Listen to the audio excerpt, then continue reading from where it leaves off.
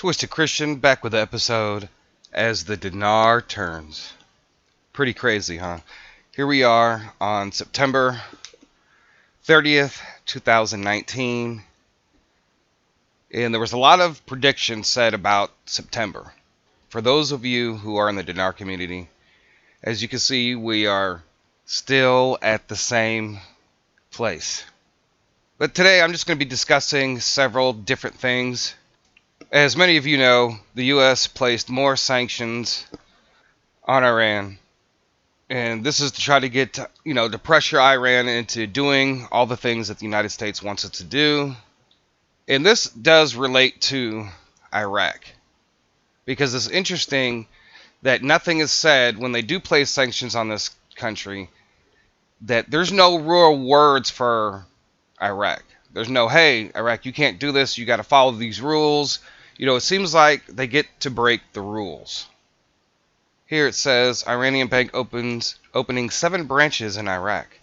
Now, don't you find that interesting with all the sanctions and all the restrictions and everything that this government has done to try to keep that country from expanding and trading and, trying to destabilize it, and yet they're still moving strong, and then they have their partner, Iraq, which is over there, and they're basically enabling them to do whatever that needs to be done. And I think that's part of the problem, is you look at, the people that are in position of power. There's no reason to continue to work with this country the way that it has, unless you didn't have people in Iraq pushing it, supporting it. However, there's so much influence by this country in Iraq. It's absolutely ridiculous. And that's another problem that a lot of people don't see, that as long as you have that influence, it's going to be very, very difficult for Iraq to do something. But of course, with them opening up banks in Iraq, maybe they're preparing for something. Maybe they know what's coming. Maybe they know what they're going to do. And so they're prepping themselves. But how do they do this? How does Iraq do this? Allow this to happen, knowing with all the sanctions, have they been given a green light from the United States as far as, allow them to do whatever and we can keep even more tabs on them? There's so many different things concerning that. Now, of course, here we go. Again, with more of this news, Baghdad could reach a deal on oil budget in October from the oil minister. Baghdad and Erbil could reach an agreement on their problematic oil and budget issues by next month, Iraq's oil minister told Ruda on Saturday in Baghdad. Well, how long have we been hearing this? How long has this been going on? I mean, you got to remember, they've been, this is going on 15 years, almost 16 years with the dinar being released, with them being independent and free from the former powers to be. Then you have a body who's trying very, very hard to get back into power. And this is something that I did not foresee once a body had lost the election. I never foreseen that he would return. The only thing that ever even made me think that he would return is what Prophetess Solomon said over on her channel about a body, Trump, and Putin. And then that's when I begin to think and I begin to research, and then listening to Currency 365, and I was like, okay, well, now he's trying to get back into power.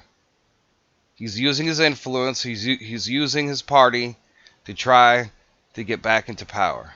But there's one thing that you guys have to understand, is that who's the power, whoever's in place, you're going to have to get rid of the corruption, point blank. I don't know how it's going to happen, when it's going to happen. You know what? It may not even happen.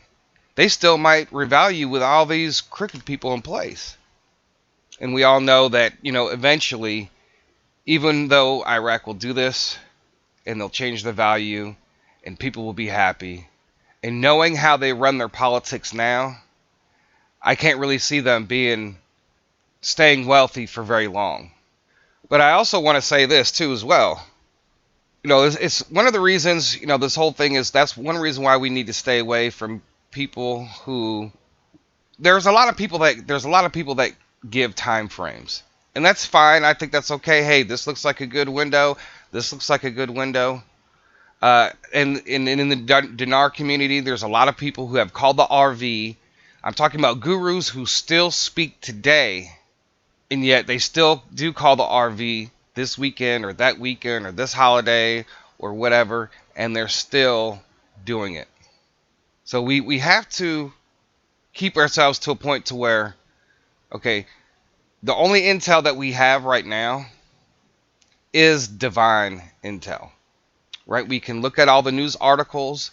You can look at all the things that have been done. You can see when the Iraq dinar was glitching, like on some of the trading markets where it was glitching, where it was showing different rates. You know, that happened last year. You had the PKR that did its glitch, and you know, millions of people thought when they woke up that their lives were going to be different. And the only intel that we truly have, because when you think about it, the only there's really none of us have really been, the whole dinar community overall has never been right about certain situations. And I think when half their country was taken over, I think a lot of things that, especially concerning some of those gurus, a lot of gurus have fallen because they called it too much, they called it too often, they called it every weekend, they called it every holiday. And then you get to a point to where you can't listen to that particular person anymore. And that is the only intel that we have, is divine intel. So we, you know, whether it's through, you know, Prophet Kim Clement, or, you know, maybe people have dreams and you try to put all this stuff together. You look at what other people are saying, what other prophets are saying. You try to go back, you try to look at the physical evidence. You know, like I showed you in my last video, I think that they were ready to launch in 2014. They had everything to go. But I think we really need to be careful over these next 6 to 12 months. I think you're going to see a lot of ramping up of people trying to get their hands on your dinar. So just be careful with that, and your other currencies too as well. And that's why I hope that you guys really start looking at alternatives and really start looking for other investments. Because like I said before, Kim Clement, he had 8, you know, he actually has about 16 different wells so far that I've identified around that number. And there's so many other opportunities. And I hope that you guys are pursuing those, because if you guys had all the dinars that you've ever bought up to this point, if you had invested in the Dow, if you had invested in Bitcoin or cryptocurrencies, you would be in a totally different place where you're at right now. Because you would be wealthy, you would be able to use your wealth to even buy more dinars to get you to a place you would say, you know, I don't even have to worry about it anymore. And that's what I'm hoping that I could do with you guys, is to show you other opportunities. Because this is not the only one. But I also think that, you know, I was thinking about the Dow possibly going down to 20,000 and then everything kicking off. And there's a lot of things that could bring down the Dow. We know that the Dow, even despite the trade war with China, the Dow is still going up. It still remains, you know, stable. Yes, it goes up and it goes down.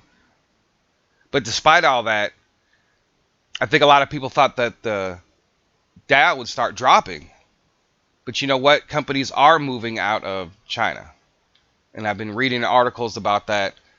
And some of them are actually moving to like Vietnam.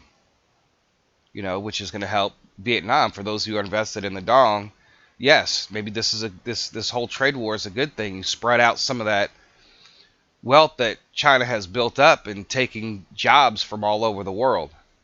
Because I don't think right now that that's not working. I think that a lot of people thought that. And of course, you have the impeachment hearings with the President of the United States, or inquiry or whatever that is going on politically in the United States, which is absolutely ridiculous. So we don't know how that's all going to take place. We don't know if arrests are going to start taking place, or if there's going to be these impeachment hearings. You know, that could bring the Dow down. Now, one of the things I do want to talk about is Mr. E. And for those of you who have listened to my videos before, You know who Mr. E is, and that whole debacle with the politicians and the underage slaves and all of that. And this had been going on for a long time. And I can see when I sometimes I talk about these mass arrests that take place, relating to that and to what some people are saying, treason or whatever. And I think that over the next 10 months, you're going to start to see more and more information about Mr. E and the people that are involved, and it's going to rock politics.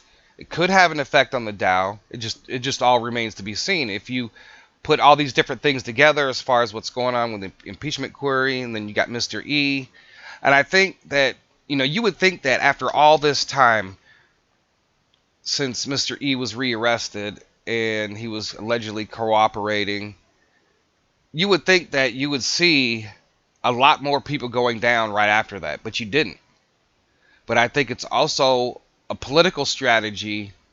10 months before the election, you're going to start to see a lot of things come out. You're going to see drips and drabs from here for the next few months, and then it could explode at any time. And I think it's also political strategy because, even though there are both Republican and Democrats involved in all this with Mr. E, most of it is going to be on the Democratic side. You have some of these social issues, these government issues, and corruption and scandal issues that could have an effect on the Dow because the China trade war isn't working. So I couldn't imagine, right? If the Dow if the Dow didn't fall, a lot of people thought the Dow was going to start dropping and dropping and dropping because of this China trade war deal. Because there was no deal. And it's remained strong. Yes, it dropped, but it went back up. It's dropped, it's going back up. And yet still, what do you think is going to happen with the Dow and where all the other stock exchanges are at right now? What do you think is going to happen when they do sign a deal? Now, if you listen very carefully to what the president is saying about this trade deal, where they're talking and things are sounding good. But I think there's more to this deal than just trade. And I think it has to do with some of the former powers that be and corruption. And I think that they're trying to work it out, because if China did start paying all these people off to get deals done and everything else, how many people in the former administration were involved with that? So that trade deal could be more than just them talking about the trade war. Could be more than just talking trade, right? It could be some other things. I think that it might deal with corruption, but that just remains to be seen. So guys, thank you for listening to an episode of As the Dinar Turns. Don't forget to check out the Patreon and give your support. Like I said, the dollar is not going to be around very much longer, so get in to where we're discussing a lot of penny oil stocks, because we're digging wells. Anyways, guys, with that being said, Twisted Christian out.